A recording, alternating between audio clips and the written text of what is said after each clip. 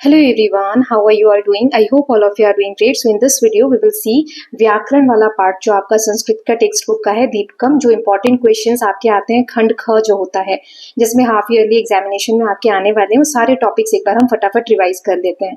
ये class 7th NCERT of Sanskrit Deepakam जो आपकी टेक्स्ट बुक है उसके लिए हेल्पफुल रहेगा। इसमें मोस्ट इंपॉर्टेंट क्वेश्चंस भी हम कवर कर लेंगे, प्रैक्टिस सेट्स भी देख लेंगे। Okay, so let us just start with the व्याकरण पार्ट और ग्रामर पार्ट ऑफ संस्कृत में कौन कौन से इंपॉर्टेंट टॉपिक हम कवर करने वाले हैं वो देख लेते हैं। अभी तक जो भी मैंने सैंपल पेपर्स बनाए हैं, I hope these are helping you. अगर आपको अच्छे लग रहे हैं तो प्लीज लेट मी नो, कोई चेंजेस चाहिए तो वो भी बताइएगा। ओके, सो संस्कृत व्याकरण में महत्वपूर्ण जो टॉपिक होते हैं, जो इंपॉर्टेंट टॉपिक्स होते हैं वो देख लेते हैं। जैसे संधि, संधि में क्या होता है? स्वर संधि, व्यंजन संधि, विसर्ग संधि।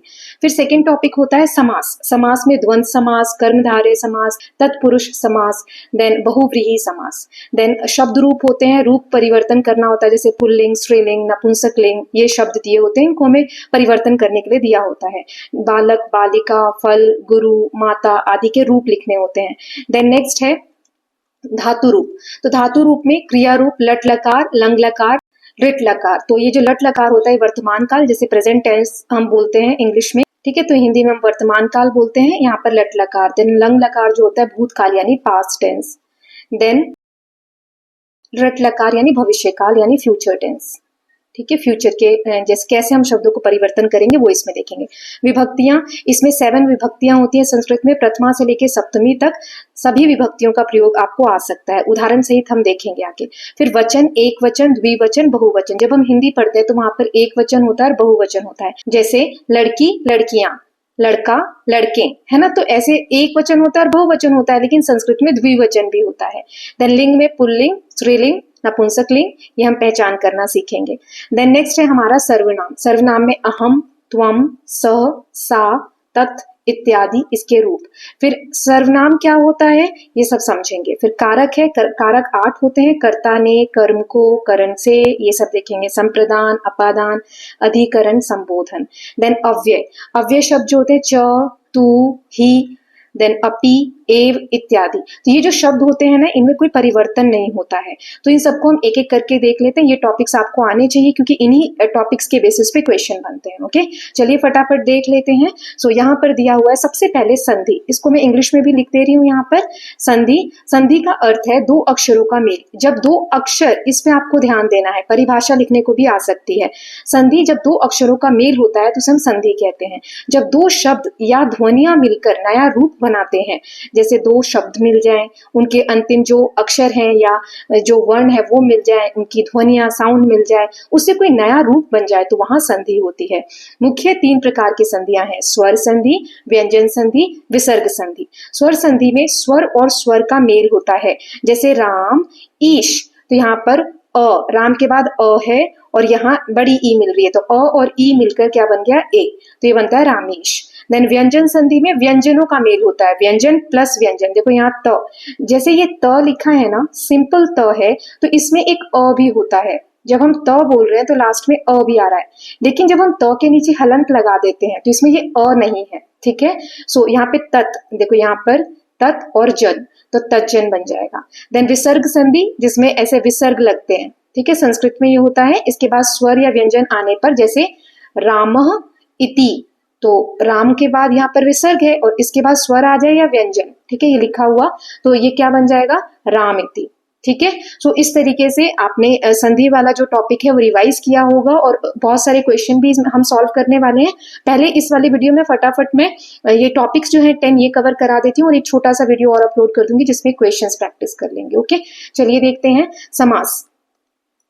तो समास क्या होता है? अभी हमने क्या देखा, संधि में जब 2 वर्णों का या ध्वनि का मिलन हो रहा है। समास में 2 शब्दों का मेल होता है, 2 शब्द ही आपस में मिल जाते हैं। इनमें लंबे वाक्य की जगह छोटा शब्द बनता है।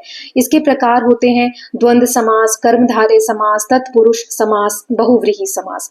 द्वंद्व समास जो है जब दोनों शब्दों का समान महत्व हो, मतलब राम लक्ष्मणों, तो यहाँ पर राम और लक्ष्मण, जैसे ये और बड़ा लिखा है ना, राम और लक्ष्मण, तो इसको इन दो वर्ड्स को, शब्दों को जब हम मिला देते हैं तो समास कहलाता है, इसको लिखेंगे राम लक्ष्मणों। ऐसे ही कर्मधारय विशेषण और विशेष्य, मतलब जिसकी विशेषता बताई जा रही है और जो विशेषता बताने वाला शब्द है वो सब मिल जाए।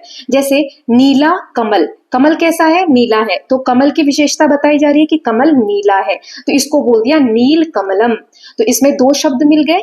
ऐसे ही तीसरा हमें दिया हुआ है तत्पुरुष समास, एक शब्द दूसरे पर निर्भर होता है, जैसे राजा का पुत्र, तो अब यहाँ पे पुत्र जो है, बेटा जो है, उसका रिलेशन बताया गया है राजा के साथ, तो राजपुत्र, ठीक। देन नेक्स्ट इज बहुव्रीहि समास। अब जब बने शब्द का अर्थ दोनों शब्दों से भिन्न हो, कोई दो शब्द मिलाए हमने और उससे जो नया शब्द बन रहा है वो इन दोनों में से किसी से भी मैच नहीं हो रहा है। जैसे चक्रपाणि, जिसके हाथ में चक्र है, विष्णु, ठीक है, तो जैसे विष्णु भगवान को हम चक्रधर भी कहते हैं, चक्रपाणि भी कहते हैं। अब ये नाम तो अलग बन रहा है, मतलब विष्णु जी के लिए यूज हो रहा है, लेकिन इस शब्द का मतलब चक्रपाणि, चक्र को धारण करने वाला, लेकिन हम विष्णु भगवान के लिए यूज कर रहे हैं, तो नया वर्ड एक निर्मित हो रहा है, ठीक है। तो ये हमने समास देखा जब दो शब्द आपस में मिलते हैं। इसके कौन कौन से टाइप हैं, द्वंद्व समास, कर्मधारय समास, तत्पुरुष समास और बहुव्रीहि समास, ठीक है। नाउ नेक्स्ट देख लेते हैं थर्ड वाला, शब्द रूप। इसमें आपको शब्द रूप लिखने को आते हैं, संज्ञा और सर्वनाम शब्द विभक्ति और वचन के अनुसार बदलते हैं, जैसे एक वचन, द्विवचन, बहुवचन, ठीक है, तीन वचन होते हैं। इसमें कितनी विभक्तियां होती हैं तो उसमें हम चेंज करते हैं। इसमें तीन लिंग होते हैं, पुल्लिंग, स्त्रीलिंग और नपुंसक लिंग, ये आगे भी टॉपिक है, ठीक है, उसमें भी देखेंगे हम। जैसे बालक, बालकः, ये एक वचन हो गया, एक बालक की बात हो रही है। द्विवचन, मैंने अभी आपको बताया संस्कृत में दो वचन भी होते हैं, बालको मतलब दो बालक, बालका मतलब बहुत सारे बालक। तो ऐसे ही पुल्लिंग में बालकः लड़का यानी राम, स्त्रीलिंग बनाएंगे तो बालिका लड़की, माता, नपुंसक लिंग फलम, जलम, ऐसी चीजें जो ना स्त्रीलिंग में आती है, ना फीमेल है, ना पुल्लिंग में आते हैं, ना मेल है। जैसे फल, फल का फल ना तो स्त्री है ना पुरुष है, तो इसको हम नपुंसक लिंग में रखेंगे। जलम, जल, पानी को भी हम नपुंसक लिंग में रखेंगे, ठीक है।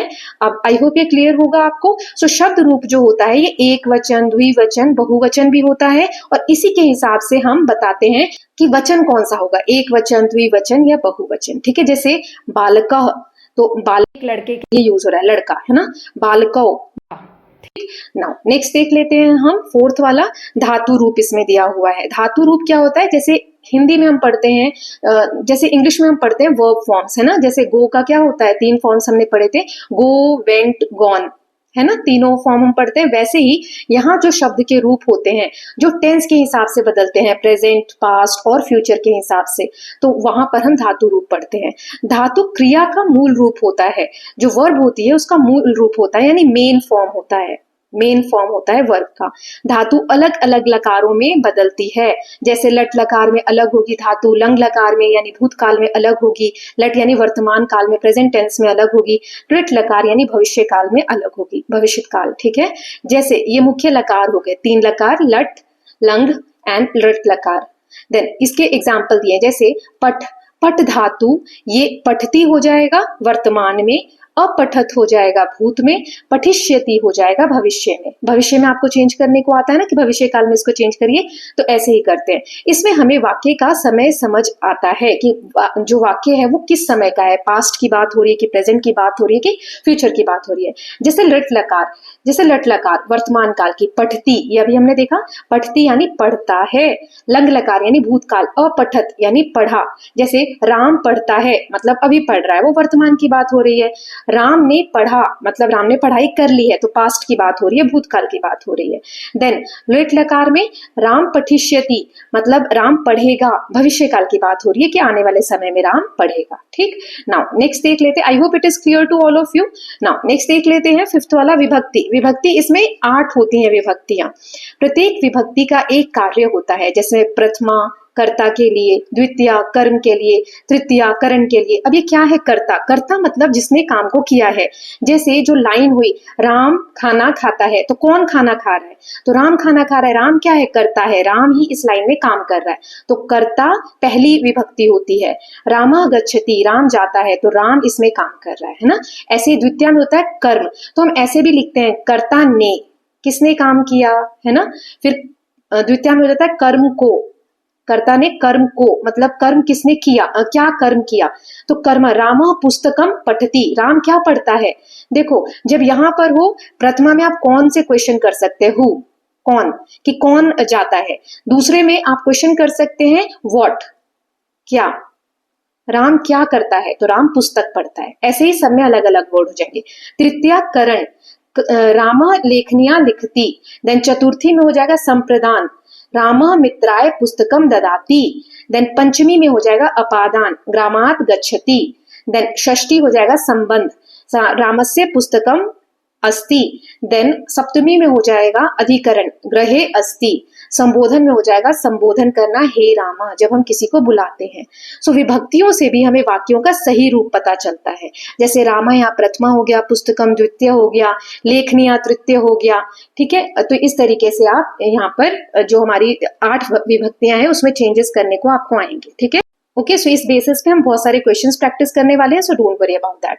नाउ यहाँ पर 6th है हमारा वचन। वचन को हम इंग्लिश वाले ग्रामर जब पढ़ते हैं तो उसमें नंबर्स पढ़ते हैं ना, एक वचन, द्विवचन, बहुवचन। ये मैंने आपको पहले भी बताया कि द्विवचन भी संस्कृत में होता है। एक वचन यानी एक व्यक्ति की बात हो, एक चीज की बात हो। द्विवचन यानी 2 व्यक्ति की बात हो, 2 चीजों की बात हो। बहुवचन यानी अनेक चीजों की बात हो रही हो, बहुत सारे लोगों की।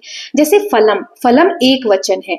द्विवचन 2 फल होंगे तो फले, और फिर बहुवचन बहुत सारे फल होंगे तो फलानी, फलम फले फलानी।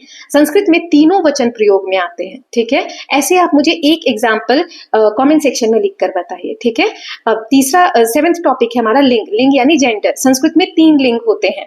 ठीक, इंग्लिश में जब हम पढ़ते हैं तो हम लिखते हैं कि मेल फीमेल, है ना। और जब हम हिंदी पढ़ते हैं तो स्त्रीलिंग पुल्लिंग, राइट। नाउ जब हम संस्कृत में पढ़ते हैं तो 3 लिंग होते हैं। पुल्लिंग यानी जब हम पुरुष की बात कर रहे हैं, लड़का यानी बालक। स्त्रीलिंग लड़कियां, लड़की, बालिका। नपुंसक लिंग जब वस्तु की, किसी सामान की बात करें, जैसे फल। लिंग के अनुसार शब्द बदलता है। लिंग पहचानना रूप लिखने के लिए जरूरी है। जब हम रूप लिखते हैं, जो अभी पीछे हमने देखे, तो उसमें लिंग का पता होना जरूरी होता है। ठीक है, देन नेक्स्ट देखते हैं सर्वनाम। सर्वनाम मतलब होता है प्रोनाउन, जो नाउन की जगह पे यूज हो। नाउन यानी संज्ञा, संज्ञा की जगह पे जो शब्द यूज होते हैं, किसी के नाम की जगह पे जो शब्द यूज होते हैं, उसे हम प्रोनाउंस कहते हैं या सर्वनाम कहते हैं। सर्वनाम वे शब्द हैं जो संज्ञा के स्थान पर प्रयोग में आते हैं। मुख्य अहम, मैं, जैसे आए, है ना, त्वम, तुम, सह, वह, सा, वह स्त्री। स्त्री के लिए हम सा यूज करते हैं, लड़के के लिए हम सह यूज करते हैं। तत् यानी वह वस्तु। जैसे जानकी स्कूल जाती है, मैंने ऐसे बोला। फिर नेक्स्ट लाइन मुझे बोलनी है जानकी खाना खाती है, तो जानकी स्कूल जाती है, बार बार जानकी जानकी नाम तो नहीं लेंगे। फिर हम बोलेंगे वह खाना खाती है, वह टीवी देखती है, तो वह वर्ड हम यूज कर रहे हैं, तो लड़की के लिए यूज कर रहे हैं। ऐसे ही जब हम संस्कृत में यूज करते हैं, सा यूज करते हैं जब लड़की के नाम के लिए यूज करते हैं। तो ठीक है, इससे भाषा आसान और छोटी हो जाती है। अब बार बार जानकी जानकी जानकी रिपीट करने में कितना टाइम लग रहा है। अगर मैं बोलूं वह तो इससे कम टाइम लग रहा है। परीक्षा में सर्वनाम रूप पूछा जाता है, इसलिए इंपॉर्टेंट है आपको याद करना। जैसे अहम मतलब होता है मैं, त्वम मतलब तुम, सह मतलब वह, लड़का के लिए यूज होता है। सा मतलब वह, लड़की के लिए यूज होता है। तत् यानी वह, वस्तु के लिए यूज होता है। ठीक है, नाउ नेक्स्ट टॉपिक देख लेते हैं। 9th वाला कारक। कारक यहाँ पर कारक वाक्य में संज्ञा का कार्य बताते हैं। 6 कारक होते हैं, कर्ता, कर्म, करण, संप्रदान, अपादान, अधिकरण। अब जैसे राम, इसमें कर्ता है। लेखनिया करण है। पत्रम लिखती, यहाँ कर्म है। जैसे मान लो राम पत्र लिख रहा है, तो राम क्या हो गया, कर्ता। राम कर्म कर रहा है, वो पत्र लिख रहा है। लेखनिया मान लो पेन से लिख रहा है, तो लेखनिया जिस चीज से लिख रहा है। और कर्म यानी क्या कर रहा है, राम पत्र लिख रहा है, तो पत्रम लिखती कर्म हो जाएगा। कारक को सही समझना वाक्य रचना के लिए जरूरी है। कर्ता काम करने वाले को बोलते हैं। रामः गच्छति, राम जाता है, तो कौन जाता है, राम जाता है, तो राम क्या हो गया, कर्ता। कर्म जिस पर काम हुआ। पुस्तकम पठति, क्या पढ़ा जा रहा है, पुस्तक पढ़ी जा रही है। देन करण साधन, किस चीज से लिख रहा है राम लेटर को, करण मतलब किस चीज से यहाँ पर लगा देंगे, ठीक है। सो लेखनिया यानी पेन से। संप्रदान जिसके लिए, के लिए आता है यहाँ पर, संप्रदान के लिए, ठीक है। जैसे मैं आपको शुरू से बोल रही हूँ, कर्ता ने कर्म को करण से संप्रदान के लिए, मित्राय ददाती मित्र के लिए, ठीक है। देन अपादान जिससे अलग, से अलग, ग्रामात गच्छति गांव से अलग हो रहा है तो गांव से के लिए हम करेंगे, ये अपादान हो गया। अधिकरण स्थान के लिए बात होती है, ग्रहे अस्ति, ठीक। तो ये हो गए हमारे कारक, इसमें 6 कारक होते हैं, ये मैंने आपको बता दिए। नाउ नेक्स्ट देख लेते हैं, लास्ट वाला टॉपिक है हमारा अव्यय। इसके बारे में मैंने आपको ऑलरेडी बता दिया है। ये ऐसे शब्द हैं जिनका रूप कभी नहीं बदलता। उदाहरण, च मतलब और, अपि मतलब भी, एव मतलब ही, तू मतलब परंतु, ही मतलब निश्चय ही, वाक्य में जोड़ने, बल देने या अर्थ स्पष्ट करने के लिए प्रयुक्त होते हैं। जैसे च, राम और लक्ष्मण, तो और है तो यहाँ च लिखेंगे, राम लक्ष्मण च। अपि भी, एव ही, तू परंतु, और ही निश्चय ही। ऐसे जब हम शब्द लगाते हैं इनका रूप बदलता नहीं है, ये इसी तरीके से वाक्य में यूज होते हैं। Okay, so I hope these questions, these topics are going to help you. With this we are done with व्याकरण पार्ट। व्याकरण हमने कवर कर लिया है। टाइम है 2 सेट हम इसके भी देख लेते हैं, क्वेश्चन आंसर्स भी देख लेते हैं। ओके, फिर बाकी के सेट्स और बाकी के जो ग्रामर के टॉपिक्स हैं वो मैं नेक्स्ट वाला जो दूसरा वाला चैनल है ना, जानकी स्टडीज कॉर्नर, उस पर अपलोड कर दूंगी बेटा, वो आप देख लीजिएगा, ठीक है। चलिए क्वेश्चन प्रैक्टिस कर लेते हैं। 20 क्वेश्चन है व्याकरण के खंड से। सेट ए है, समानार्थक शब्द लिखने हैं, एक जैसे मीनिंग वाले शब्द, ये 5 दिए हुए हैं, आप पॉज करके यहाँ लिखने की कोशिश करेंगे। फिर संधि विच्छेद करना है इन 5 का। फिर यहाँ पे प्रश्न 3 दिया है, 5 यहाँ पे क्वेश्चन है, इसमें तृतीया विभक्त्यानि में हमें लिखना है रूपों को। फिर लट लकार के रूप में इन वाक्यों को परिवर्तन करना है। तो चलिए हम 2-2 क्वेश्चन करके देखते हैं, ठीक है। जैसे पहले दोनों देख लेते हैं। तो यहाँ पर छात्रा का एक और समानार्थक शब्द बताना है, शिष्य। आचार्य गुरु, गगनम आकाश, अग्नि वहनी, देन सुंदरम रमणीय। संधि विच्छेद करना था, लोकनाथ, लोक प्लस नाथ, सत्य देव, सत्यम प्लस एव, देवालय, देव प्लस आलय, सूर्यास्त, सूर्य प्लस अस्त, मात्र वत्सल, मात्र प्लस वत्सल, ठीक। देन नेक्स्ट हम सेट का देख लेते हैं, क्वेश्चन नंबर 3 and 4। सो तीसरा है यहाँ पर, तृतीया विभक्त्यानि रूपाणि लिखत। सो यहाँ पे तीसरी विभक्ति में लिखनी थी, तो जैसे बालका लेखनया लिखती, तो यहाँ पर लेखनया ही आएगा तीसरी विभक्ति में, है ना। ये ब्रैकेट में जो शब्द दिए इन्हें हमें चेंज करना है। आचार्य शिष्य सह पठती, आचार्य शिष्येन सह पठती, तो यहाँ पे शिष्येन आ जाएगा। बालिका पुस्तक सह पठती, बालिका पुस्तकेन सह पठती। देन छात्र गुरु उपविष्ट, तो गुरु का आ जाएगा गुरुना, छात्र गुरुना उपविष्ट। इस वाले में क्या लिखेंगे, पुस्तकेन, ठीक। देन प्रहलाद डैश हरि अनुग्रहित, तो हरि का क्या आ जाएगा, हरिणा अनुग्रहित, ठीक है। तो यहाँ फिल कर लेंगे। देन लट लकार रूपेण वाक्यानि परिवर्त्य, अब यहाँ पे लट लकार में हमें वाक्य को परिवर्तित करना है। तो यहाँ पठिष्यति, गमिष्यामि, ये भविष्य काल में हमें दिया हुआ है ना, रिंग लकार में दिया हुआ है, हमें लट लकार यानी पास्ट टेंस में चेंज करना है। बालका श्लोकम पठिष्यति, तो सह श्लोकम पठति। अहम विद्यालयम गमिष्यामि, अहम विद्यालयम गच्छामि। देन यहाँ सह है ना, यहाँ बालका भी लिख सकते हैं। मित्रेण सह क्रीडिष्यामः, वयम मित्रेण सह क्रीडामः। सा लेखनया लिखिष्यति, सा लेखनया लिखति। यूयं भोजनम करिष्यथ, यूयं भोजनम कुर्वथ, ठीक। तो ये आपको याद होने चाहिए, लट लकार जो भी रूप याद करवाए होंगे मैम ने चैप्टर्स में से, वो आपको याद होने चाहिए, ठीक है। नाउ सेट बी देख लेते हैं यहाँ पर। तो इसमें भी 4 क्वेश्चन है, क्योंकि हम खंड ख वाला ही पार्ट कर रहे हैं जो 20 मार्क्स का है। आप लोग मुझे पहले सॉल्व करके बताएंगे किसको कितने मार्क्स आ रहे हैं। अब यहाँ प्रश्न 1 में विपरीत पदानी मतलब जो विपरीत अर्थ है वो लिखना है, इसमें हमें संधि विच्छेद करके लिखना है। यहाँ द्वितीय विभक्ति हमें लिखनी है, अभी तृतीय लिखी थी, यहाँ द्वितीय लिखनी है, जो ब्रैकेट में शब्द दिए हैं इनके। देन यहाँ रूप लिखना है हमें लट लकार और वर्तमान काल में, ठीक है। तो चलिए शुरू करते हैं, यहाँ पर एक एक करके क्वेश्चन देखते हैं। पहले 2 क्वेश्चन है। पहला विपरीत शब्द लिखना है, तो अंधकार का क्या हो जाएगा, प्रकाश। वहां हमें पर्यायवाची पूछा था, मतलब एक जैसे मीनिंग वाले, यहाँ अपोजिट मीनिंग हमें बताना है। दिनम यानी दिन, दिन का रात होता है, रात्रि। सुखम यानी सुख, सुख का दुख होता है, दुखम। सत्य असत्य, सत्य यानी सच, तो इसका झूठ होता है यानी असत्य। लघु, लघु यानी छोटा, तो इसका होता है गुरु, गुरु यानी बड़ा, ठीक। अब संधि विच्छेद करना है। विद्याया फलम, विद्याया प्लस फलम, देवेश देव प्लस ईश, देन कार्येषु, तो कार्येषु का होता है कार्य प्लस शु, अब यहाँ पर ये गलत है तो इसको आप करेक्ट कर लीजिएगा, कार्य प्लस शु, ठीक है।